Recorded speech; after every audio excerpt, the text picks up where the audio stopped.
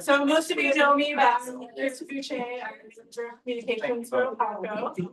We are recording the meeting today, so just so you know, if you ask a question, you may be recorded, it's gonna be posted online. And additionally, we have some of our consultants here today, and we're gonna go through and we're gonna give short presentations with different people's expertise. So we ask that you hold your questions until we get through our presentations. And then we'll open it up for Q&A. So yeah, I think that's the main thing. Everyone's going to introduce themselves as they come up rather than me having to go through everyone. So Foster's, I'm going to turn it to you for a quick little intro, and then Vanessa's going to be our first presenter. So thanks everybody for coming. I really appreciate you guys here. We said we were going to do a check-in, and this was really just an update. We haven't finalized everything yet. We got a really good handle on what we're proposing to do, and we're excited to kind of show you what the thoughts are. So I want to just kind of jump into it so we can save as much time for Q&A and answer all the questions that are going to come up in the end. At this stage, why don't we just go through our boards? I'm going to hand it off to Vanessa. Awesome. Hi everyone, I'm Vanessa Rogers. I only know a couple of you. I'm an environmental consultant. I work for ESA, Environmental Science Associates, and I've been on the Apalco consultant team for this project for basically all of this year. So I'm going to be talking a little bit about the proposed project, a little bit about where we are in the process, and then a little bit on the environmental side as well. So during the Q&A or afterwards, definitely come to me with any questions on the environmental, on permitting, anything like that. We'd love to talk to you, hear your ideas and thoughts. And then, yeah, then I'll be passing it along. So, you know, over the last sort of all this year, I've been really coordinating with engineering, with design, with landscape architecture, with other folks in the environmental team as well. So I've really been someone who's kind of been across a lot of the different elements. So that's why I wanted to introduce the project to you all today. But certainly during the Q&A, if questions come up on design or on engineering, you know, I think they'll be fielded by the whole team.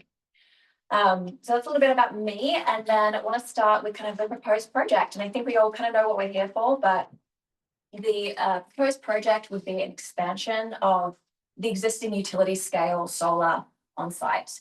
And so that would provide additional community solar shares that people could purchase and benefit from the additional solar power. So that's basically the purpose of the project, and it would provide additional solar power to sort of strengthen the energy reliability for the island, and supports Apalco's broader goals around sort of making sure that there's less dependence on the mainland and providing a little bit more local energy security and independence. So that's the intent of the project. And basically what it looks like is on the site, there would be 2 additional areas where more solar panels would be located. So we've got a little picture here. And just so you know as well, these boards are all going to be posted online. So you'll be able to see them, you'll be able to download them, things like that. So you'll be able to look at them all in a little bit more detail as well. I can do a quick little reference point because everyone's familiar with what we presented last time. Here's our Decatur solar site existing today. Here's the area where the San Juan County site was. By the way, we're not proposing to do any solar panels on the San Juan County Public Works site, just to know. The area in question we have here, this is known as our site A. We don't own this property, and then we have another site B. That's kind of where the existing facilities are, the buildings that we have where Decatur Fire Brigade does their training and so forth. That gives you an idea of kind of what we're doing at. Of the area that we have, that was about a 20-acre site. We're looking right now, and I think you have the numbers right there. So of the 20-acre site, we're looking for site A was being about 6 acres. And site B for me about 2.5. So just to give you a reference. Yeah, no, great. Yeah, no, exactly. So we're working only on Apalco owned property, no county, public works, state, federal land would be affected, only Apalco property. And yeah, exactly right. So again, this is area A. It's sort of the southwestern corner, about 6 acres. And then the northeastern corner is area B. So if you hear us talking about area A, area B, that's what we're referring to there. So area B is about 2.5 acres, area A about 6 acres. So that gets us about 4,200 solar panels, about 1.75 to 2 megawatts of additional solar power. So that's what we're looking at there. And then everything would tie into the existing infrastructure on site, the existing microgrid infrastructure, substation transformer that's already there. There would be no battery component of this. This is purely solar only. And so it really just is we're looking at two different areas of solar. And then, of course, we're just looking at Decatur, Apalco plans to site microgrids throughout San Juan County, but just thinking about Decatur today. And then the power that would come from these solar panels would primarily serve Decatur residents as well. So that's a little bit about the proposed project, and then we will talk a little bit more about it in these other boards as well, but very high level, what the site will look like apart from the solar panels. There will be a 7-foot tall fence surrounding the perimeter of the site. And there will also be a minimum 10-foot wide native landscape buffer along Armitage Road to soften the visual impact. And I'll let Grace, our landscape architect, speak more to that as well. We're still looking at area B a little bit more, and so looking at the screening and landscaping requirements for that area and still working out those details. Stormwater we'll also talk a little bit more about as well, but just very high level, there will be a new stormwater detention pond on the site, and that will outfall to an existing roadside ditch, all in accordance with state and county regulations. There will also be construction BMPs, best management practices for noise, dust, sediment, all those good things during construction. And again, that will be in accordance with state and county regulations. So the key takeaways here is, proposed expansion to an existing solar site, all impacts remaining on Apalco's property, really doing everything in accordance with state, federal, local requirements. And then in some cases, Apalco is going above and beyond in response to community and agency feedback. And we'll talk a little bit more about that as well. So that's very high level on the project. And then I do want to talk about sort of where we are in the process. And so these are some fast facts. Thank you for also kind of drawing some attention to this. This is what we want to achieve. And so, as has been mentioned, we are sort of in the design process still, but different parts of the project are in different stages of development.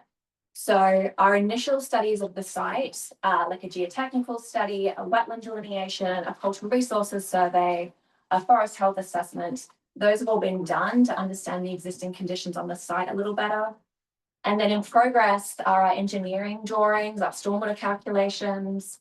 Area A is more progressed than Area B, so we have a little bit more information about Area A. Area B, we'll know more in maybe 4 to 6 weeks. More information will start to become available, and we'll share that with you as it does. So I do want to highlight that, yeah, we are in process and we are kind of getting through our engineering and our stormwater calculations still. And then environmental, again, in different stages with environmental, we are talking with the agencies for our NEPA and SEPA compliance, which is our compliance with federal and state environmental regulations.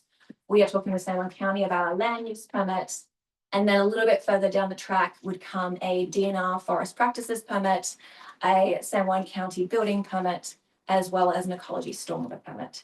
So things are in different stages. Very happy to talk through kind of what's been done, what's to come, where we are in the process of everything, because it is all kind of in different stages. And you can see here, it gives you a little bit more granularity about where each particular part of the project is at.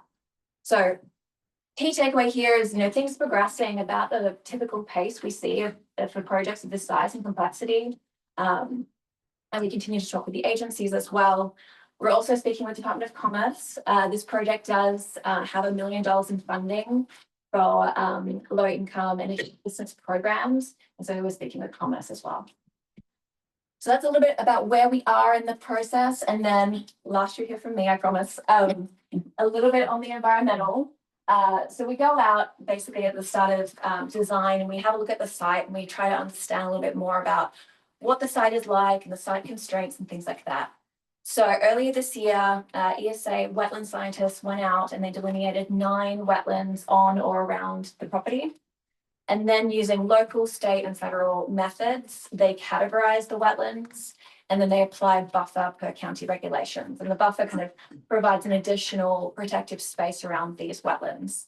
So most of these wetlands are either 150 feet or 300-foot buffer. So we sort of work out where they are on site. We produce a very detailed report. That report is available online. And so you can read it at your leisure.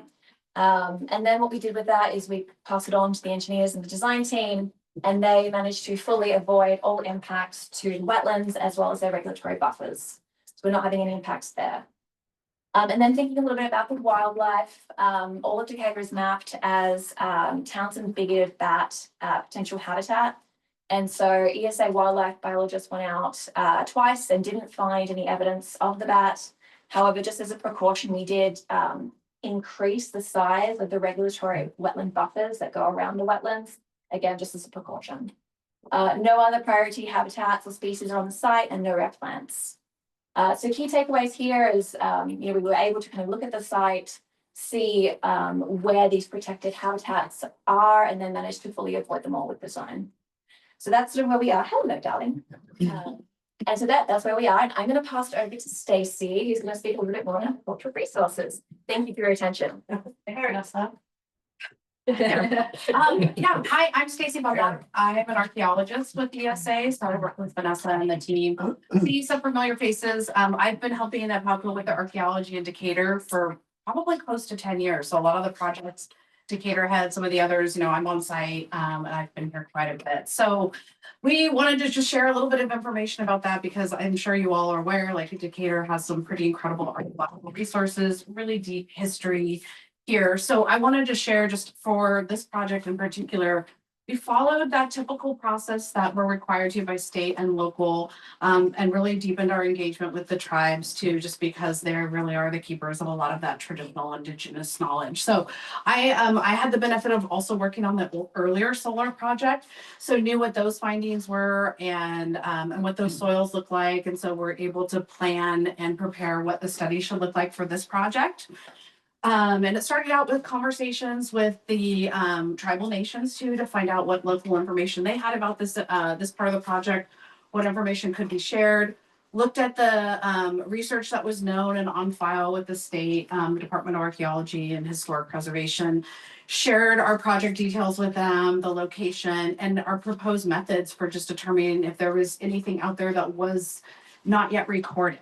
So followed kind of that same approach and just having the opportunity to team up with the geotechnical engineers so we could share, share our methods with that. So I personally monitored the geotechnical trenches. We did some augers, walked across the entire property, and ultimately nothing was found.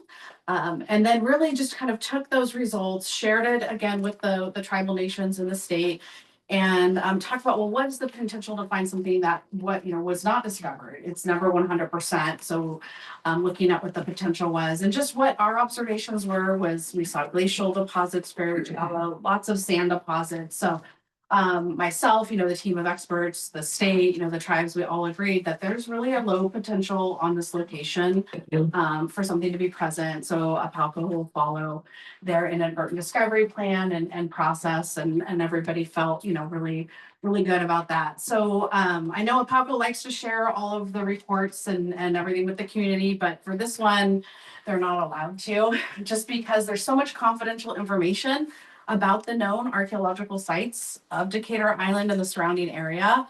And the tribal nations and the state really don't want that information to get out. Unfortunately, it has been used by people to go out and dig and loot and find things. And so that information has to be confidential. So it does not get, I told the APALCO and even the county, they don't get the opportunity to share that either. It's just labeled confidential. So we just thought it was important that I come and share this and let you know some of the details about the study and the process that we followed and the engagement. And it's nice to see such a good turnout here from the local communities. We'll be around for questions afterwards, but I'm going to pass it off to Dan Beckbed about construction. Thank you, Stacey. I'm Dan Beckbed, system design engineer with APALCO. My part of this is talking about construction best management practices, some things that we're going to do when we're building the site. So one of the first things we're going to do is we're going to set the clearing limits on the site. So we'll put a perimeter fence up around at least on 3 sides. Make sure and fence off the wetland buffer here. We're also gonna put in erosion control. So we're gonna, probably put either straw wattles or a silt fence along this, west portion here, where we're gonna dig inside on the site, put the detention pond in, and there's a ditch right here that we're gonna drain to, and we're gonna put in some kind of like a either a wattle or a triangular silt dike to make sure and catch any crazy runoff that runs off the site while we're doing work. We're gonna put in, and then before we access the site with heavy equipment, we're gonna put in a stabilized construction entrance, which is just a big 100-foot long, like 4-inch big crushed rock surface that we can, so the trucks that run in and out will not chew things up. And then we can get started on construction. One of the things that's going to happen that's really interesting about this site is the big work that's going to happen is we're going to be clearing, and we're going to be taking trees down, and shrubbery is going to be removed as well. The contractor and us, we're going to work on what the proper way to dispose and recycle that material is. So whether or not that the logs are made available for reuse, or firewood, or saw logs or something. So that hopefully what we'd like to do is end up with just the shrubbery, the native shrubs that we have to remove, being the only thing that needs to be chipped or burned or removed from the site and taken somewhere. So we haven't really figured that all out yet. And then after that material is removed, we're going to be digging this detention pond out here, and all of that material is going to stay on site, and it's going to be spread over the site. It's a sandy loam. So if we spread it over where we're going to be putting the solar panels, it'll end up being like 3 to 4 inches thick of more material. So net result, we don't have trucks in and out of the site all day long. We end up with all the work happening just on the site. And then once that work is complete, once the grading is complete, then what I would recommend is we hydroseed the site with a mulch containing seed mix, like a temporary mixture, and then we start working on putting the solar panels in, so we don't chew things up too badly, and there's a surface for stormwater to hit and not erode, basically. So these are all basically what these are that I've been, they're best management practices, BMPs, whatever you want to call it. It's and then some things like the dust is an issue. Hopefully by doing the work that we're doing, we're going to minimize the dust and the road use during construction. There will be issues with site work, but the mulching and what we take care of that after the grading, that's really going to knock that dust down during while they're putting the solar panels in. And then one of the big things I think is a big BMP is we're going to need to have a stormwater permit through ecology for this site, because it's over 1 acre in size. So we're going to have to monitor the runoff, if there is any, from this site. Someone's going to have to monitor it weekly, come out and actually look at it. So if you read through the requirements, so it's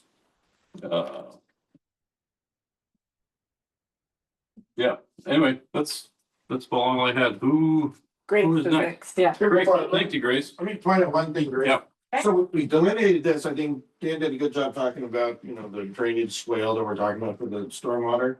We still gotta delineate that up here, so expect a blue area, if you will, kind of in area B, we just haven't gotten there yet, that'll be a future update, we'll make sure it's communicated and put on the site. Okay. After you, Grace. Hi, everyone. My name is Grace Bertrand. I'm a landscape architect with Jacobs Engineering Group. So my role is to work with Dan and the engineering team to implement these amazing benefits that this project will bring to your community. So kind of looking into the map here, we recognize that, change is hard, like this is forested. So we want to understand what exactly is happening with the forest. So similar to all the area that's look pristine in Pacific Northwest. A lot of them are secondary or even third growth forests. And that there's a forest health assessment's been done by qualified arborists. And what the report outlined is that there are stumps, cut stumps that's very typical to kind of past forest harvest practices and kind of looking at the understory mixes as well. And similar to sort of typical of what we see in this type of forest is there's no forest management. So there is a lot of dead tree, a lot of wood that could be increasing kind of the field load. In the report, the estimate is that roughly only 10% of the trees are at commercial timber grade. A lot of them has shown disease and they are kind of at the late stage, even though they're just roughly about 80 years old. We know that trees can grow and grow for hundreds of years. But with the site limitation, they're kind of at the late stage. So windstorm or they're susceptible to wind breakages and or kind of just falling into kind of just the open space, just like what trees would do. Kind of knowing that context, we work with Vanessa to understand what will be the development requirement for the site and also to address the impact that will have for your community. So speaking to sort of on the, let's see, what's the map here? Just the area B here with the Armitage Road frontage, we're required to create a 10-foot landscape buffer on the Opalco property. There's a little tiny cross section here that's online and available. I apologize, it's a little hard to see. But within that 10 feet buffer, we'll have small trees and shrubs. Right now, we're looking into roughly 3 species of native trees and about 12 species of shrubs and ground cover. That those are all found native on the island in the Pacific Northwest. One of the community members just informed me that ocean spray is a concern for fire risk. That will remove it. Addition to the landscape buffer, we're also enhancing the right-of-way portion. So that's kind of from edge of the county road to essentially the right-of-way line, easement line. So that's kind of the additional commitment that Opalco committed to enhance so that it will blend better. And so you expect roughly about 2 to 3 feet of low shrubs like salal, laurel and gray, that type of species. Kind of for the rest of the site, below the solar panel, like Dan said, during the construction, there will be an erosion control mix. But once that's all done, we will be applying a native like wildflower seed mix here. So there's roughly about 20 different species of kind of just like floral and kind of perennials that's native in this area. And as you know, your islands have very unique ecological conditions. So we'll see how these species will respond to the conditions once the site is established.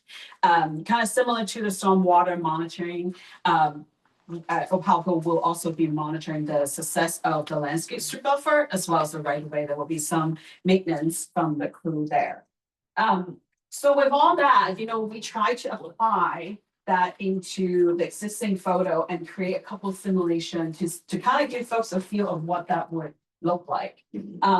We have talked about that there will be a 7-foot tall fence, similar to the current treatment, just for security reason. But in front of it, we will be planting trees and shrubs, kind of that ranging from at least 10 feet, but 15 feet total. This will be essentially the new access road. We're looking to the north. Yes, looking north, and this is looking south, okay?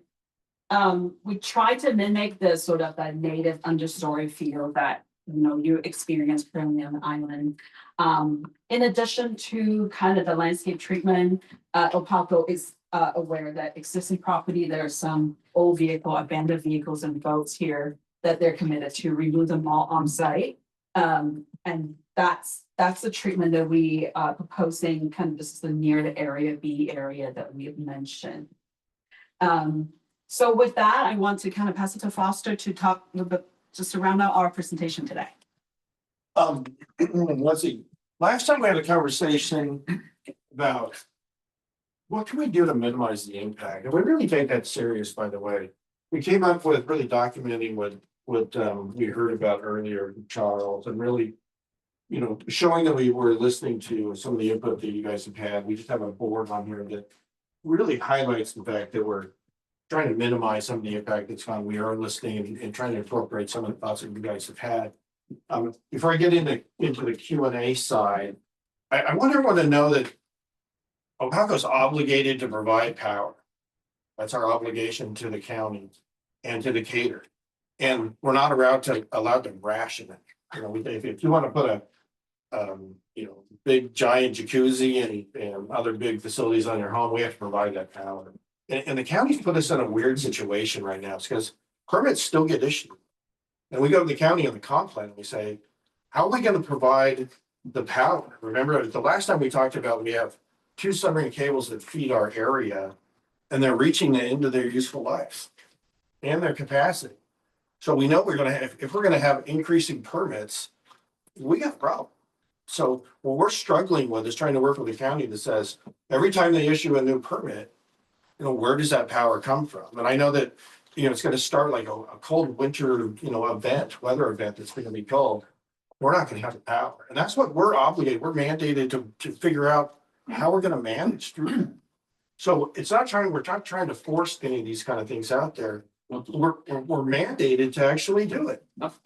And if we try and it doesn't work and it gets challenged and we don't get the CUP, I guess that's okay, but just know that there's going to be every time we don't build something that we know is going to occur for load growth, we're not going to have the power. And it's our obligation to provide that power as best we can. And if it's, if there's opposition and whatever, we don't get the CUP, that's just going to be the reality. And I don't take that personally. I think everyone has come to the islands and we love it to death, but it's those trade-offs and what we're mandated to provide. And it's not easy, but it's something that we have to grapple with as a community and as across the island. How do we grapple with this? I mean, for 75 years, we've just got mainland power. We've never had to go down this road, but the mainland power, the hydro system is at capacity. So, and we know the load growth's going through the roof. We did, by the way, if we can touch on any of the load growth metrics again, we've done a lot of analysis on this feeder. And you guys are growing like gangbusters. You guys really are. You're growing 30% load over. And then I think why don't you get on your load growth thoughts? So you met Russell Garrett. He's also Garrett, manager in engineering and operations. A couple of them. Load growth, I mean, we're projected Decatur specifically, not center, just Decatur's projected via the county's figures, via our historical figures and projecting those on to grow 30% in services over the next 20 years. Oddly enough, we don't grow linear with our service growth. Each home does not always mean that, especially on the outer island homes, because you can add a home and it could be a vacation home. You can add a home, it could be a permanent residence, and those mean very different things. So that our projections right now are showing greater than 56% growth over the next 20 years on load, just on your load. It's quite interesting to look. We've actually, on the quick facts online, we actually have the historical figures to show you where we came up with these projections. And it seems to trail. This is what we're projecting for quite some time. And there's a lot to keep up with. Anyway, we have there's some great stuff on how many people looked at the website. Sure, a lot of you guys have. Let me touch on one thing that we got. Krista has been really great about getting income capacity. We only have but we have some questions. You guys can spread them around. We do want to choose. But look at them. Know that it's on site. That was funny. You're welcome. There you go. Anyway, so good information that we're trying to get out there and tell us the projects about. And we're trying to answer all the questions that have been raised. I know the Decatur Island Alliance has been heavily engaged with us. She's trying to understand some of the situations that we're faced with, and we're listening to all that kind of stuff. We understand that we're all grappling with these things, and I think it's countywide that we're struggling with it. When we know that we're gonna grow that much power usage, what do? It's not easy. I mean, To change their permitting. I know, I'm telling you, it drives me absolutely crazy, but it puts Opelka in this weird spot. Anyway, yeah, let's start getting into Q&A. I have a question. Sure. Krista, how many Opelka members live on Decatur Island? Somewhere around 500, I think. Yeah. 500, even though there's only 247 tax parcels. It's close to 300 services. And I didn't look at the unique memberships, but it would be less than 300. What percentage of those members would you guys consider sufficient feedback opposed to this to pull back the proposal and consider another site? What percentage of members do you need to hear a no from to say this isn't what the community wants? Well, let me answer that differently, and I apologize. I'm not going to be okay with a different answer, but go ahead. Okay, I'm gonna try my best. Okay. And that's all I can. By the way, I'm not here to tell you what you want to hear. I'm here to try to give you the facts. I know, and I need to know how to get to that. You got it. Okay, so what we're gonna do is we're gonna go down the road that we are, and we're going through that whole, CUP process. We're doing all the permitting side. When we're done with the permitting, what we're gonna do is, if it's allowed, right? If the CUP says you're declined, we're kind of done, right? I mean, we'll go back to the board and find out what they want to do. If we get past the CUP, I'm gonna go to the board and I'm gonna say, do we want to go down this road? And they're gonna look at the whole entire membership of like, how, they're gonna look at it like I just communicate, like struggling with how do we provide power when you're gonna run out. And they're gonna be grappling with that. After we're done with the CUP land use side, that's what we're gonna present to the board. You guys are welcome to show up. You're welcome to voice your opinion. All that information is what a co-op does. And then they're in that situation where they're gonna have to decide whether to go forward or not. And then after that, then we go through the building permit process and so forth. So does that answer your question even on? What I'm hearing you say is that you don't want to listen to the members. You're going to go off of the permitting process. I think we're gonna start with the permitting process and then the board is gonna be listening to the members. Okay, so if we want to engage from a member perspective, we engage the board and not you directly. And we will help facilitate that. If you guys want to put any information in for the board to consider, again, let's find out we get a permit first. That's What gonna are you take. talking about, the Orcas Power Line Board or the county board? The first part of like. But that's, Those guys are just a silly bunch of yes men from you. I don't think that's. I don't think so. That's true at all. Anyway, I appreciate your opinion, but I don't think so at all. I think they're they're highly educated. They're trying to do the best thing for the co-op. That's all they're doing. Yeah. George, It's the county council to make the ruling on whether you get your permit or not the Board of Orcas Power Line. they're on the permitting side. I grant you that. I mean, so the CUP process is going to be decided on the county level. And it's very prescribed. I mean, it's very outlined on how you go about it. It's not rigged or anything. It's, they're gonna look at, there's gonna be a hearing examiner, maybe you can touch on it, but there's gonna be a hearing examiner that's gonna look at all the project components that go along with that. I just needed to clarify one thing too. Sure. You had mentioned that the work that group that you'd met with was DIA. That's not. Those are operating independently. DIA is opposed unequivocally to the proposal as presented with no mitigation at all. We don't want the project. Okay, right. There was some recommendations by a handful of people that Yeah. were on Decatur that we took very serious, and that's what we got up here. Got it. And I apologize. That's all right. So the conditional use permit process, once all of our documents are in and submitted to the county, they'll go through their CBA. Vanessa laid out this earlier. The next portion is a public hearing with the hearing examiner. That's the decision point for not only SEPA, but also, and of course, SEPA is kind of on its own track. There's always those, but the hearing examiner kind of doubles down as a hearing for SEPA, but a hearing for the project at large. That's where public commentary comes in a little more. So that's the hearing examiner decision point, not the county council. The county council doesn't get to vote on things. It's purely independent with the hearing examiner. Does that make sense? More questions? Either one? Melanie, go ahead. We heard about landscape, we heard about bat habitats. Are there any other studies on other wildlife that's gonna be impacted in that area? No, that's it for now. So basically what we do is we get our biologists to look at the site from a desktop perspective. And so we use federal, state, and county desktop resources, things like that, to kind of understand what could be out in the site. And then we do the site visits. So we have professional wetland scientists, we have biologists who go out and they sort of look for other protected species and things like that. So no other surveys were triggered, no other need for them. I'm just saying, due to the size of our island, an impact like that does affect the wildlife in that area.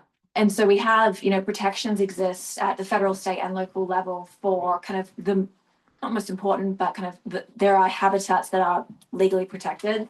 Wetlands, their buffers, streams, things like that, they are protected. And then the trees themselves in Washington state, you do need the DNR forest practices permit to cut down those trees. And so on this site, we're basically looking at, if I can be very simple, forest and then wetland and wetland buffer habitat. So avoiding all the wetland and wetland buffer habitat. And then we would need that DNR permit for the forestry to occur. And so looking at those, again, it is a secondary growth forest. So it doesn't have, old growth protection or anything like that. I have two questions. The first one is that when you all came out the first time in the spring, early summer, you opened up the meeting, talking about the 30% increase in demand, but you had a caveat that was nowhere close on Decatur Island. And now we're hearing that Decatur is going to be demanding 30% more energy over X amount of time. Why that difference? In today's conversation and statements versus historic. I've never, I looked at the stats and I've never said it was gonna be under ever. So if that was communicated, then I apologize, because I always thought it was gonna be 30%. We had conversations like you guys on very served, right? So we were trying to balance that at the time. We've gone back and we've looked at a whole bunch of data and we know exactly what's going on. And the thing that I see is how many people have gotten connected to the internet? A lot more people are gonna be here, I think it's gonna be pretty obvious. People are gonna be spending more time using electricity here than ever before. And I think the internet has a lot to do with it. And I think that if I looked at there's some good information on here. There's a chart, I think it's orange. And it gives you kind of the load of the new services that you have. I don't know if you guys really, there's a lot of new homes here. I'm sure you guys see it. It's everywhere. I'm just saying, everywhere around the whole island. I'm not trying to refute it. I'm just trying to say, everybody's growing. Everyone's using more electricity. People are spending more time to their home. Why wouldn't you be here rather than Seattle? Again, we're only a fraction of the island. But you're still growing. Your small fraction is still growing 30%. Yes, it is. By the way, and then the numbers that we're talking about adding here, believe it or not, are still less than 30% load. And in the wintertime, it's far less than what you're going to be needing. So the question is, I would ask you guys to look in the mirror and say, if you guys grow, where should that come from? Yeah. So actually, I have two more questions. One to follow up. Sure. I thought that this project predominantly was going to be providing electricity for low income personnel within the county. And not direct to Decatur's. Okay. That was and icing on the cake, but the goal of this was to provide low income energy. Yeah, let me make sure I clarify that, because obviously I haven't been good at it. No, When we first started this, we were out and got a grant. And one of the grants was I hope we get it. I mean, it was mentioned earlier today. It's almost on life support, hopefully we can. What it does is it's $1 million grant that we would go and build $1 million worth of solar. And then any electrical generation that we would have, we would take effectively sell that. And then the revenue would go into the low income members in our general program to low income members. And so people that have a need for billing assistance and so forth, we would provide that to them and provide them with more low income assistance than ever before. But that was a grant that we would get, but that's different than who is gonna get the power. So maybe I misspoke there. I mean, load follows wherever the demand is, right? So if you create it here, it's gonna go to the first place that it runs into that needs load. And so maybe there's a little, maybe I wasn't clear there. Third question, if everyone move on. The low income thing was a huge selling point. For me, it is, So I don't really care about the that. third thing is that one of the common comments from the larger community is that Decatorites feel like they are taking a burden that hasn't been shared. And in a personal discussion with you, with a few other people, Right. when that topic came up, you absolutely could not see how anyone would actually fathom or feel that anyone on this island feels like Decatur is taking more of the burden. Whereas a council member Paulson quickly said, yes, of course, Decatur is taking more of a burden because none of this is happening in Ellsworth. So can you share with us as a community what other project sites that are in current serious looking at development throughout the San Juan County? Yeah, one thing I would say right off the bat is, I mean, I get it. I mean, you guys are the only ones that have a solar grid right here. The only one? In terms of on And all of the the San Juan, community solar, right? That's it. and you want to put a second one here. And we do, and I get it. I understand it. I understand. Around, but so good. Totally understand it. And if I were in your situation, we were looking at, expanding an existing solar site and not checking in when you guys was a mistake. And I freely admit that. It's like when we were out there trying to figure out the grant side and make for sure that the low income solar side. For us, we looked at your load and knew that you still needed it one way or another. This is going to be one that we could expand. It makes all the sense. You still need it. Do we still need to do them on Orcas? Yes. You bet. You bet. Do we still need to do them on San Juan? Yeah, absolutely. And we're gonna have many of these discussions for all those islands as well. They're not off the hook. In fact, they got way more load than you guys do. So we got a lot more projects that we have to do on San Juan. So what projects are currently on? It's about, think about it from this perspective. We're not the Bank of Apalco. What we do is we have the funds that we need in order to build whatever we get a grant from. So what we do is we put the feelers out there like, hey, where can we get a grant? Usually come with matching funds. And then we figure out the location that we're gonna do. Grants have dried up. Right? We don't know that. So Baylor Hill is off. So Baylor Nowhere Hill, else as soon in as, San Juan County. no, Baylor You Hill's guys not. aren't pursuing any other projects? Baylor Hill is gonna be brought up as soon as we figure this project out. And We don't then have a demonstration like this going on in Baylor Hill or? Baylor Hill's gonna be another, of course, I'm gonna be more focused with agri-solar. Because it's, Okay. that makes sense for that particular site. So everything is on hold. This is the only project that you're looking at within the county currently. Yes, Wow. and, That's disappointing. but I would also say, but we're gonna have what we're gonna do is we're gonna do a member survey. You guys are gonna get it. And it's like, what we listen to wow is how do we balance the world? I mean, we're trying to figure out how do we know if we're gonna get increasing power usage and we have submarine cables that are aging out, limited capacity. So we gotta figure out, we've been doing conservation measures beyond belief. We've been embracing things that have been effective a little bit, but not to the point where the growth curves are really taken off. We've done rooftop solar, and it's gonna cut this water. We're doing the same thing with conservation. If you use the switch it up funds, it's been a great program. What we see in the future is it's not enough. And we're gonna have to have those conversations with people at Orcas and all the rest of the islands, no doubt. Well, it seems like the time is now to have those conversations. You bet. And I think to just continue providing this electricity without any sort of communication of this is a limited resource. Right. And instead, we're not gonna bother you with it as we take all the trees off of Decatur. You just keep plugging in that jacuzzi. I understand.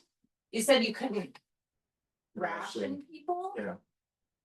Why not? But that, I think there has to be some level of rationing. Well, yes, it's against the law. There's an RCW that we're bandy to provide the power as much as people want to use, and it's messed up. You charge the yin yang out of people who go past a certain point. There we go. There's a, That needs to happen. People can't just keep getting everything they want. You're right. I don't disagree with what you're saying, and I think that we as a community, and this is from the heart, I really believe this. You know, we stepped out thinking, maybe we'll just do this one project, and that was a mistake. And I've mentioned it over and over. This is a big learning curve for me, I can guarantee you that. That doesn't solve the fact that we're gonna have to embrace this as a community, as an island community. Because we're in that weird situation where we know people are growing, we have to provide the power, and we can't. What presentations and conversations are you having with the San Juan Islands community that is very similar to the conversation that we're having now?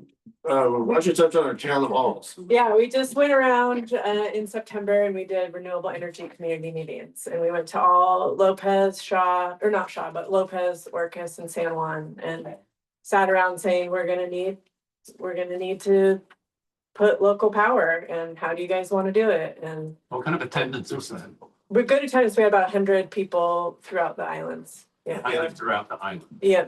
Yeah, I mean, it's really hard to get people to show up. Right. But I get it. I mean, people are gonna want to go to their dinners and. We don't have it in their backyard like this. I agree. I don't disagree with anything you guys are saying. I think it's a timing thing that I can do. That I wish it weren't a timing thing. That I wish we could have started on Orcas or whatever. I wish And- this was and- in your first presentation. And Bill has a question here. And Unfortunately. yeah, Bill. Yeah, thanks. Mostly, I still am having trouble with the need for this small 1.5 megawatt, maybe more with Mercer B. Right. And how it's gonna impact or help the resilience of the energy security in the whole county. It's such a small amount. And I still have trouble. I'd love to see your analysis on the growth numbers, because in your long range plan, 2040 long range plan, you've got a great little estimate of the growth, and that's only, it was down on the 20s, 19% growth Correct. for all of the county, For the whole county. for the whole county. That's correct. And I know Decatur's going through this little building boom now, 5 or 6 new residences going up. But There's there's like 11 of them you guys have. So, but historically, you say that's a building boom, but historically, for the last 20 years, you've had that building boom. You've been growing at 3 to 5 new services per year. And in 2017, if you look at the figures on the website and the facts, I don't remember exactly. Yeah, we just did the thing we In talked about. 2017, that was a beyond boom, if you will. In growth of just load, not services. You didn't have any new services. You had the internet. It's our little LTE scheme that went out here through Rock Island changed the world. It did. Yeah, but that's. And you grew, and understand, if you grow at 30%, somebody else that's much larger than you grows at 10%. We still grow at 10% as a group, or 20%, whatever it is. The laws of averages don't change this. And so, yeah, you have this massive boom, and you're gonna continue. We're gonna see this on groups like the Blakely I look over here. Stacy's on Crane, for instance, we've got these small islands now, like Center. It's probably built to the hills, but how many people stay year round is the big question. That's our load growth. That's why I said they're not linear. And you can't look at them in that way. So we do have to divide and conquer all the little spaces that we have. And understand that you've got quite a diversity. So our system, total system, we go down to maybe 10 megawatts and up to almost 90 megawatts. That's quite a swath for a power system. And this isn't my first one. Here on Decatur, you do that same thing. You're down to near nothing because of some of the solar we have, but excluding the solar, you're down to near nothing and up to a megawatt, which is pretty astounding for only 300 services. So there's just quite a swing. How many people are here during the winter? A lot of you. How many total percentage do you think are on island during the winter? There are 76 full-time 76. year-round people. We Right. just added them. So less than a third, nearly quadruple your load in the winter. You still got to keep your homes heated so that the pipes don't freeze unless you winterize your homes. Some people may do that. Depends on your load. You understand what I'm saying? It's just not. Yeah. I've seen lots of conflicting numbers, 1% population growth predicted for the San Juan Islands ongoing services. I haven't seen those numbers, but I'd be interested to see your projection for demand. Wouldn't only be our projection, it's the compliance projection. So we have the compliance, the county comprehensive plan published specifically for Decatur, which luckily meant that our planning was near with the county's I plan. didn't see this 30% in the comprehensive plan numbers. Yeah, look at their population numbers. I don't know if it's exactly 50%, but just note that that's a reference point on there. What Russell is also saying is, well, one of your population is one thing, but you're still growing. If it's 30%, your usage is still 50%. And if you heat with wood, fair enough. But how many people do ductless heat pumps? God, I love mine, consider it, but it depends on how you're heating your load. That we're winter peakers, so we use a lot of electricity in the wintertime. And it's for heating your water and cooking and everything else, but So maybe I could just close by saying all this, demand set aside, a 1.5 megawatt to 2 megawatt solar farm is minuscule compared to, 1% of the load demand. but And why do we need to cut down the I trees? would say that you guys don't use much power, but you're still growing at 30%, and that's what this one represents. It's just barely getting you there. We're pretty limited by size here, which you were talking about somewhere else. This is a little, how many people do you think we're gonna get in growth after growth management or after COVID? This increased, yes, you're right. They had to go somewhere. They couldn't go to the store. They couldn't go anywhere. They come here. They went to their little lots. There's only 100 lots over here, whatever they are. So that we're maximizing our occupancy on this island already. Yeah. And so your growth projection is not accurate. Go to another island where they got massive land. I disagree. I'd love to have you look through our numbers, because I disagree. Where we're gonna go. And I would also say, as soon as the internet kicks in, I think your numbers are going to go higher. I know you don't want to hear it, but I think your numbers are going to go higher. Who has a massive question? So I just wanted to build on what Bill said, which is there's the whole thing about the growth, which I guess I still haven't seen those numbers, but you're representing that. One of the single biggest things here, for me at least, is why is solar the answer when the things, and you said it yourself, Foster, the places where we're gonna hit the wall in the winter, in the nighttime, in the cold spot, and why is solar gonna solve that? And why? Because this is just not, yes, we may have some constraints. If that's the case, why is solar the answer? And given that there is no demonstrated path for doing that here in this area. I mean, this is not at a utility scale west of the Cascades done broadly, and it really just it seems like the wrong tool for the job, and we've not seen that as a coherent, a cogent response as to why solar is the answer to what you're. Let me try to get there before we get another question. Can I just add something to what he just mentioned? That underwater cable is failing. It's gonna have to be replaced and upgraded, so that's gonna have to be done. The little solar isn't really gonna Don't put a dent in. Yeah, the Bonneville in the- Power. I agree with that. By the way, we're good with two cables that come from the mainland. They're owned by Bonneville Power Administration. One of them's 41 years old. The other one, it sounds like it's young, but it's 25. It's a lesser useful life cable. And those are the ones that are, reaching capacity. We're working with Bonneville. Bonneville's been gutted, federal agency. I mean, where's our cable? We're working with them, and it's so frustrating to work with someone who basically everybody took the deferment for retirement. So there's no one really left in Bonneville that we know on the transmission side, so we can start planning those cables. Right, that cable's neat. It's gonna take us, with this group right here, I would say 5 to 10 years to get that cable done. What do we do about our load growth in the interim? Is something on the cable? Let me get back to your question. Well, what are we doing about the cable? Like, why aren't we? So we do meet with them quite regularly. This is a concern.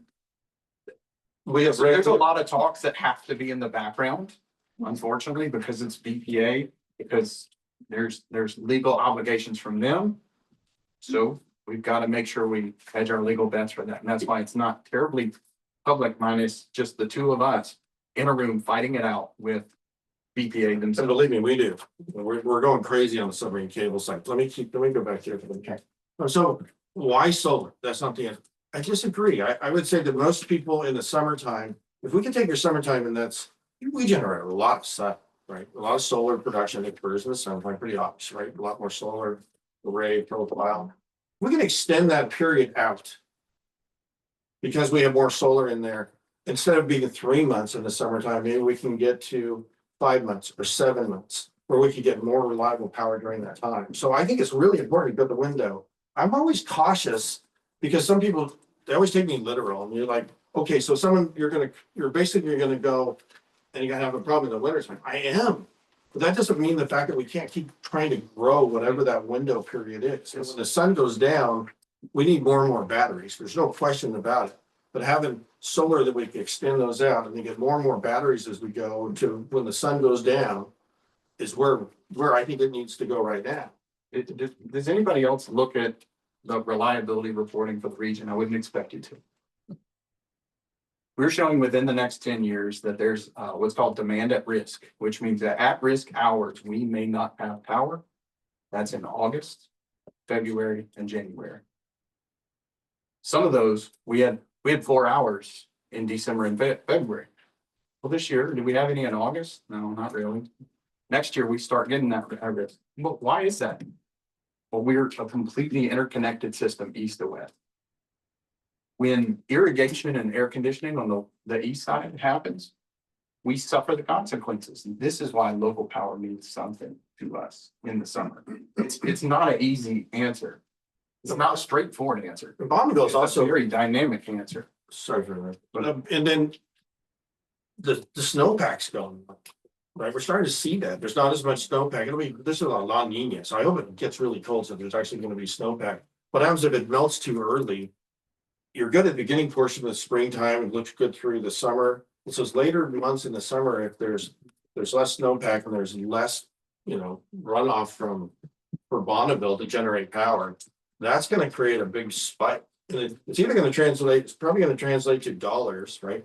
The power we pay for is going to be more expensive for load growth, and it may not be there. And that's what we're struggling with. We're trying to how do we provide that? And for you guys, it's a timing thing, and I wish it weren't a timing thing. If I had to do anything over again, I try to figure out where else can we put it. The obvious thing is we've got a substation. It's an existing solar site. So that was some of the logic that went into why here first. But I know that's not good enough for you and what you want to hear, but that's really the rational thought that went into it. So when you were speaking earlier, you said that there are no batteries that are planned for this next phase. Is that correct? Because I believe the previous iteration, there were batteries. Is that correct? The It's never Decatur been. project has had batteries. One of the first. There are batteries. I was going to say across the street, but it's really down the road. Right, There are batteries there right now. right. But no additional batteries. So it seems like that is a change from the first iteration or whatever iteration that we saw, which I know was a huge concern. Are there areas that we should be concerned with for fire mitigation or safety related to? You might not speak to Yeah. fire of what's there. So fire mitigation of what's there. There's a fire detection and suppression system built into those batteries. There's also, it's very strategic in the chemical set that's in there. Not a lead acid. It's not your typical lithium ion. It's not, the car fires that we see about. It's lithium iron phosphate. So they're much more dense, they're heavy, they're big. They have less energy profile, but they have so small of a fire risk. Manufacturer of those batteries could only force them to go into what's called thermal runaway or catch fire in a laboratory experiment. Yet have they had those catch fire otherwise? And do your research on the internet, lithium iron phosphate versus any other. They're the safest battery chemistry out in the battery utility battery. Excuse me. So then would your plan be in the future to add batteries here? Is that what, stage B is, or what are we looking at? I don't know if I'd want to come back there and say, hey, you guys want batteries? Sorry if I laughed. I'm not saying I'm wanting batteries, I'm asking what your plan is. Yeah, I think that's a fair statement. I think we all need them. But I think what Russell said is we all need to realize that there's different chemistries. And if it's like your car battery or the golf cart that burned up here not too long ago, that's ion. That's not exactly, that's nothing like what we put in Well, and before. I know sensors fail, again, if we don't have power, if we have something that's happened, you can run the risk of having either a failed sensor or not being able to get that information relayed in time or. I don't, And that's the purpose of the standalone suppression system. Has multiple failovers. This is heavily engineered, but It's believe me, after it's a the, concern for us. after the Arizona fires with a different chemistry, by the way, but after the Arizona fires, these systems dramatically changed. Before that was installed, it changed this system. we also, It changed everybody's thinking on how to deal with batteries. And to say with batteries here, I'd love to give you a definitive answer today. It's hard to know what it means. When I started my career, if somebody would have said, you're gonna stick some large batteries in the substation, I'd have laughed at them. You kidding? We have no idea The what this reason thing why is. we're asking is because Foster just told us all how important batteries are. well, and then, So that, So we want to know what your plan is, But the- because you're not putting batteries. the point is, It's because people that aren't from a non-emergency service island don't have you have an automatic response that somebody else is gonna take care of that, and that's not the case here. so the low thermal runaway, right, the batteries have the low fire risk, or it's real. And I think that if we all take away and go, that's what we would want, let's make sure that we don't ever put anything like that, especially in an area that doesn't, that's remote. So I think that's a great battery. Right now, those batteries are, one we have out there is like $2 million. And the reason we got that was for a grant. So what we do is we really do search for grants because our membership really can't afford some of the services that we provide. If we can get a grant to cut that cost down in half, that's what we're always trying to do. So if there's going to be a new grant that comes up for batteries, I think that's what we need to keep our eyes open. In terms of plans for Decatur, nothing this stage. But I think we all need them. We're going to need them in product. We need more of what you got here and replicate about 30 times.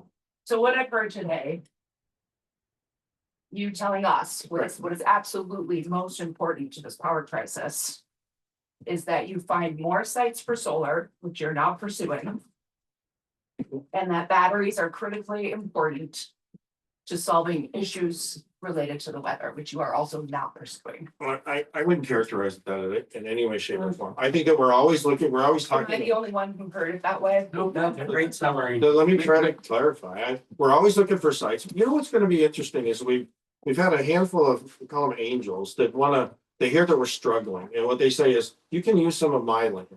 And so what we're trying to figure out, how do we start planning for? We're going to start in the 2026 budget. That I know a handful of people have reached out and they said, why don't you put on my land? And I said, great, right? Because then we as a community don't have to come out and have the land purchase portion of it. And we can actually do it together where we're generating power and using it together. So we're always having those discussions. If there's ever a piece of land that's very strategic that's next to our substations, we're always kind of keeping our eyes open for those things. Are we looking for them? It's a balance because we don't really have the funds. The federal government has basically dried up the grant funding and it's just not available for us. We don't give up. We're always looking. There's still the Department of Commerce in Washington State that we have active conversations, but they're a lot more competitive now than they ever were before. And I can't tell you, we had 3 grants out there trying to get a submarine cable connected for a new one.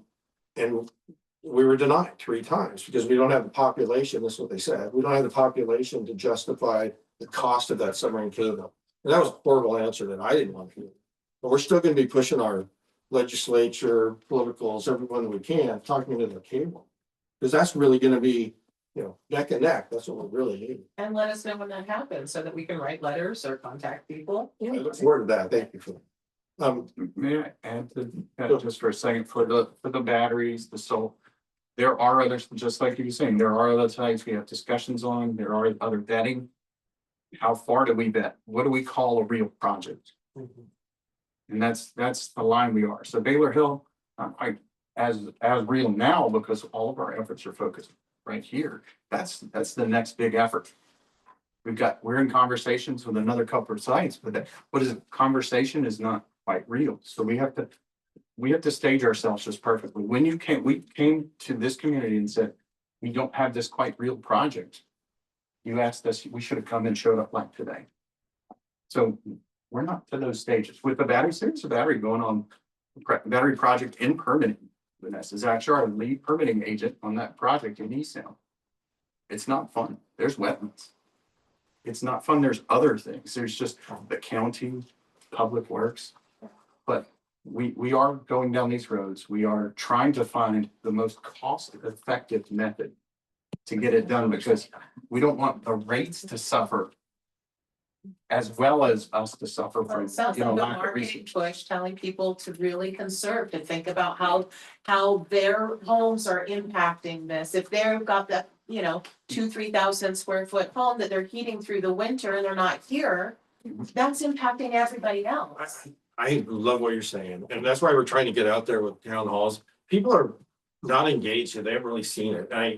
And that's what we need to do, more and more engagement and awareness. So again, we're gonna come out with a member survey. We're trying to kind of educate everybody about some of the things we're struggling with, because our community really does participate. They really do come together. And I think that it's hard to reach some people. I don't know, but if you touch on some of the challenges you face. Yeah, I mean, I think people don't care that much about power, their power bill. I mean, we got 60% of our memberships on auto pay, so they don't even pay attention to the things that we send out to them. And we're trying, and help us spread the word. I mean, that's our main is we're working to get out there and tell the story. Are you Yeah. interested in that? So, a lot of what, I feel like we've been kind of stuck on grants, but that's what my question was about. I feel like a lot of this is very grant driven. It is certainly what brought you to Decatur the second time when you had to pivot from Baylor Hill to get that $1 million grant. But at this point, isn't the full project like 3.5 million or something? And less that $1 million grant, so 2.5 million. Where is that additional money coming from? Is that from members? Is that other additional grants? It's gonna be, it's community solar. So the additional money would come because people have an interest that don't have the solar profile in their homes, or too many trees around them, or for whatever reason, don't have a roof that works. So it's covered by the membership in the community solar park. As soon as that kicks in, that's it. Anything you wanna add?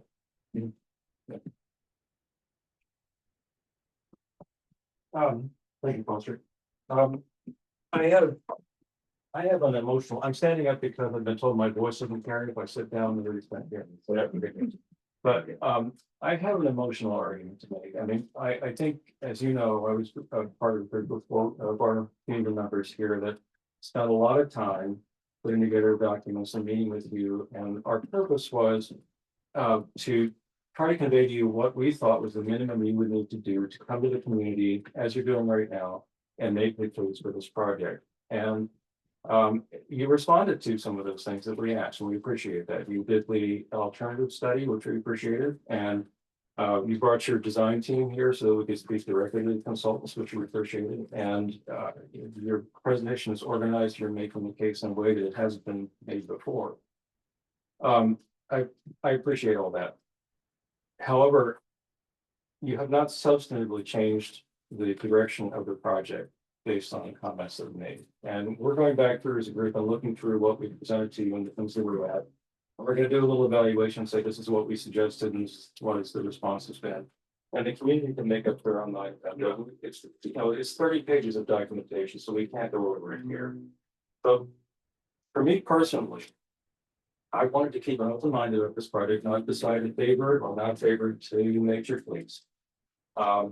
But in thinking about what's important to me, I mean, I don't think any of us live on Decatur Island or in San Juan's at all because it's the most convenient and inexpensive place to live. We're not, that's not why we're here, right? We're here because we love the essential character of these islands. We love the beauty of the nature that we find here. And I think all of us feel very protective of that. And we asked you to bring some boards to illustrate what your project site would look like at the end of the project, which you did. And I actually brought my own board, which I'll pass around. So this picture here is of the project site. It's on the right in the picture, and it matches the picture on the bottom there, which is the after. So this is the before. People can pick it up and compare it. And I'm not trying to do a cheap stunt here. I said my argument is emotional, and what I value about this island, one of the things I value about the island is the nature of the uplands here, wooded nature. I walk that Arctic road many times a week and just enjoy the woodlands. And I know I've heard people denigrate to say, well, it's just second growth. But you know, every old growth forest was at one time second growth. Second growth just means it's a forest that's recovering from some disruption, man-made or natural. Forests regenerate. Yes, that could stand to have some forest management to help it thrive. But the fact is that actually your SEPA filing was inaccurate when it stated that this is not on a migratory route here in Decatur Island. In fact, we're right smack in the middle of the Pacific Flyway, which is one of the most important migratory routes in the country. And you go to the Audubon Society, they will tell you that passerine birds, or otherwise known as songbirds, are in steep decline because of habitat loss and migratory routes and habitat fragmentation. And this is how it happens. You know, the best of intentions. We want to build a house, we want to put a solar array in. It's always easy to say, well, it's just second growth, let's cut it down, and it doesn't really make that much difference. Well, I think it does. And you know, in walking along this site, it's one of the most beautiful woodland spots on the island, in my view. When I was taking this picture, there was a pair of pollinated woodpeckers that were in the wood that were calling to each other and drumming. It just breaks my heart to think about being used to that. And you know, I appreciate. I think you and your team are trying to do the right thing. I fully appreciate what you're facing here in terms of the challenges regarding the power. And we testified in front of the council and said, council, you're missing an action here. You need to get on this question and deal with these issues of growth, these issues of power, and not put the entire burden on the Palco to deal with. So, you know, I think you're doing your best you can in an impossible situation. But to me, I think as a community, we have to say that's all true. But looking at our proposal here, at least for me and my values, no, I can't support it. Not, I understand. Wouldn't it be better? You've heard a lot of people make very cogent remarks here and understanding what you're dealing with. Wouldn't it be better and more preferable to have us on your side, going after the county and going after BTA and going after whoever we need to go after as allies with you to get our power lines, subsurface power lines replaced and get more battery power, because we can have battery power to deal with power outages without having solar panels. I'd much rather be your ally in pushing for those things with the county and with the state and the feds than fighting you over whether we're into solar panels. Thank you, by the way. And I appreciate, you know, I think we're all in it together. I think we're all want to save our, you know, individual islands. I think of Orcas just like you do. I know you think they're praying just the way that you do. So I think the struggle is me as the general manager is to try to balance that power reliability. Anything we can do to help the messaging, to get out there and really try to figure out as a community. There's some people that don't care if their power is not working. You guys are more hardy than most. I laugh that says, you know, we don't have to necessarily have power all the time in the winter time. Sometimes it goes out. Not everyone feels that way. And I think that's why we're trying to do that member survey and get consensus about how do we want to do this.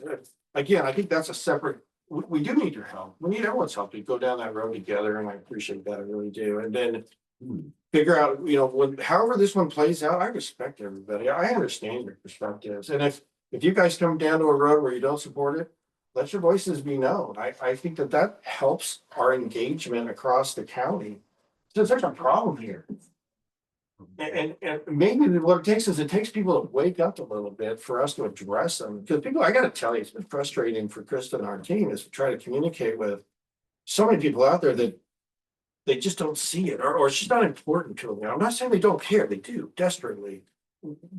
But we haven't been able to reach them, and I think these kind of audiences help us a lot. Just briefly, piggybacking on something that Yanni said, it always feels like to me, and maybe it doesn't feel this way to everybody, but as a kid from the 70s and the 80s, there were some big ag campaigns like King County's Kill the Watt when they decided not to be part of the whoops situation. Where there were big ad campaigns about conservation of energy. And it seems like San Juan County could be a place that really could benefit from having people really engaged in the idea of conservation. And I feel like Opalco could really, push that narrative. We've been pushing that narrative for, I know that people are gonna say it's not good enough, and I get it. But we've been pushing that narrative. And I look at Krista, she's been working, Joe, they've been working tirelessly, getting the word out, organizing events, so we can talk about conservation. Do you have posters? Do you have a marketing campaign? Yeah, we did. Like, you go to Lopez and I see all these posters, simple, smart, for the library. They're everywhere. Yeah. They use locals, like it's immediately We've got relatable. funding and I in wonder place if that to could do be a this thing. too. I mean, there's 40 some odd $million, unheard of for a co-op our size to grab from the USDA, to relend to our members to do that very thing. And we've spent how much on it? 23, that's roughly half. 58, it's memory lending, so we can get people to conservation money, so they can put in ductless heaters, so they can put in conservation members, because I think that's important. And I think we're doing a really good job of that. We're trying to encourage, 20 million of that number goes to rooftop solar. What we're seeing is the growth pattern, and I know you guys are discounting the growth side, but when we look at the whole, island community that we have, it's staggering how much power we use. And if you actually looked at that growth in comparison to what we have to provide, those are the things that keep us awake at night. But it's not proportional to the burden that you're placing on this island. Excuse me. It's not proportional to the burden that you're placing. Let me ask you the question. So where does your load growth come from? Pardon me? Where should, if you guys are gonna grow 30% in electricity usage, how does that get to you? How would it get to Orcas? Orcas is growing more exponentially. They need than to Decatur. pony up and. That's what we're saying. We've got one here, put one on another island. Everyone needs to do their fair share. Right, I'm we just saying, chose to you can't double just- burden this island. That's it. We can't just say no to everything. We have to figure out, when you're on an island and you're projected to have growth, we need to be accountable for our own communities and make sure that we can satisfy whatever those growth metrics But are. us twice, I mean, that just doesn't seem cool. Let's take a couple more comments here and then we're gonna wrap up. Your comment that you just said about, well, we can't say no to everything. Okay, that just went over my mind, but what I'd like to do is the people who I live on this island with, the people who live here on Decatur. Raise your hand if you're still against. I'm strongly opposed to it. Strongly opposed to having solar power. This is the message that I want. The street. But they've already told us that they don't care about this message. I know they don't. They've already told us that we have to take it to the board. We are literally now moving into litigation phase on this project, period. So the time for us to sit there and say why we don't want it, it's moot. It doesn't matter anymore. It is still important because it is how the people here feel. And we talk on deaf ears because you know exactly how we feel. We don't want it. Not just me, people on Decatur don't want it.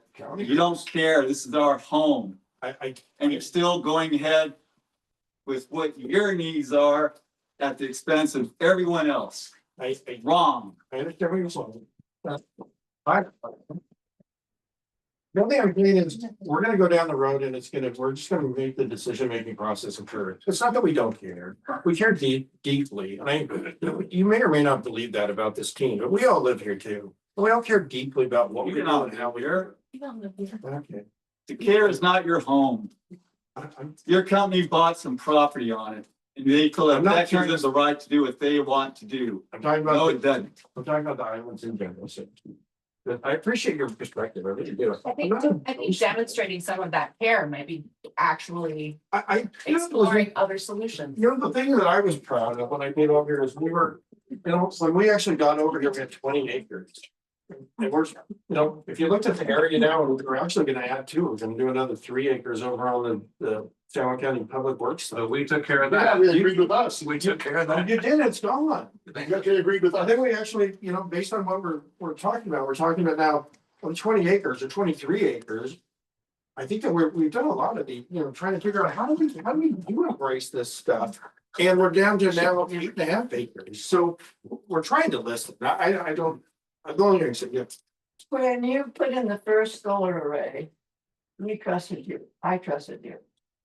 The last 20-25 years, you've lost that trust. I don't trust anything that you've said. I love this dog and pony show that you put together for us. It cost you a lot of money to do this, cost you a lot of time to do this. But you haven't said anything that makes me believe that solar is going to work in this climate. There you go. There you go. Anything I want to add? I don't want this on Decatur. I don't care what you say, what you do. I personally I get do not want this. I get I want you to do this on some other island.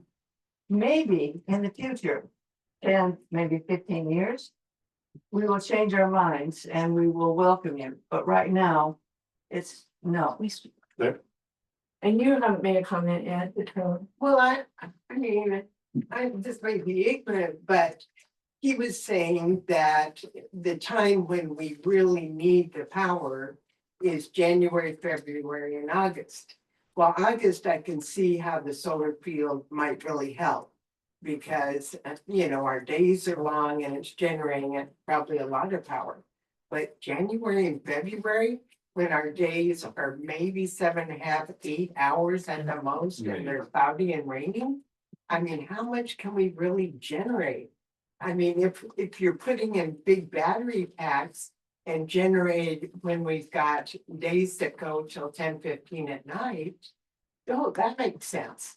But you aren't talking about that. You're talking about generating in the worst time of the year for generating anything. The one thing that we don't talk about much is where we think the power rates are gonna go. Because that's not what we're about here. I mean, I get it's about aesthetics and making sure we take care of the environment. We don't get into power rates. What we're seeing on the mainland, as Russell alluded to, is that since we're out of the hydropower and we're scarce resource and we see data centers and everything else, on the mainland, it's getting crazy. The power rates that we have are going through the roof. So anything that we generate locally during that time is gonna be at a lower price point in comparison than what we would have to buy it from on the market. But we don't really get into that. So I think you guys wanna put that in perspective. Right, well, in terms of our growth though, I mean, those months, January and February, we have the least amount of people on the island. Yes. And, our growth is probably 30% less than the rest of the year. So the arguments aren't lining up for me. If you look at your load growth curve, and maybe we could be a little clearer, but if you looked at the load growth curve, your load growth is primarily in the summer, where this does actually benefit that load curve. Let's take maybe one more comment. I don't think we've heard from Rob. We just Yeah. extend the comment period and let everyone ask their questions that are taking. We do have to get back to Orcas. We've got people who have to catch ferries and get home. So we do have to at some point cut it off. You can write your comments to us. You can call us. We're always available in that way. So Rob. I guess I'd like to, two things. I'd like to feature trip a little bit. First of all, that grant that you receive or are anticipating to receive is not tied to Decatur. That's the first thing. The second thing is, this all basically started with Baylor Hill. And the people over there said, we don't want that for a number of different reasons. And I understand that. We understand that. If you future trip this out and you get what you want in this situation, and you clear cut a large part of our island in the central core of this island. Let's say you go through with this project exactly the way you think it's going to go. And the power generation that comes from that is basically a drop in the bucket of where you see the potential need for the entire county. Let's say you get all those things. And you go to the other islands and you say to them, well, we put this all together for Decatur. Granted, we also tried this with Baylor Hill and it didn't work. Well, we think everybody needs to share this role in providing this power. And the other islands say, we've seen what you've done with Decatur. We don't want to do that. And it basically stops. And yet you've already clear cut Decatur. You've already done what you proposed to do to this island, smaller of all the islands. Okay. And you're basically dead in the water going forward. What happens to your overall plan at that point? And what happens to the infrastructure that's here? I mean, does it just kind of get? Antiquated. I don't want to just answer the same way. I mean, you guys have heard what I've had to say. It basically goes back to, it's your load growth. It's gonna be used for, in the summertime, the load that's gonna be generated from here is gonna be just a little less of what you're gonna grow by. And that's all I can say. I'm gonna keep saying the same thing. I know you want me to give you additional wisdom, but I don't have it. I just know what your growth What curve we is want gonna you be. to say is that you're not going to do it. It's not up to do that. What I'm gonna do is I'm just gonna go through the process. And then the board is gonna make the call on whether to move forward. Or the permit process is gonna happen and it's not gonna move forward from that as well. So that's another option. All right, we're gonna call it. Thank you so much for coming. We'll be here for a few more minutes. I thought the email agenda said that we were open until 1:30. It's 1:30 right now. It's 1:25. Can I just ask one question? 1:30. I'll answer questions. I'm completely opposed to this new project, but I would like to ask you guys, since your architect, your architectural landscaper is here. You do something to hide that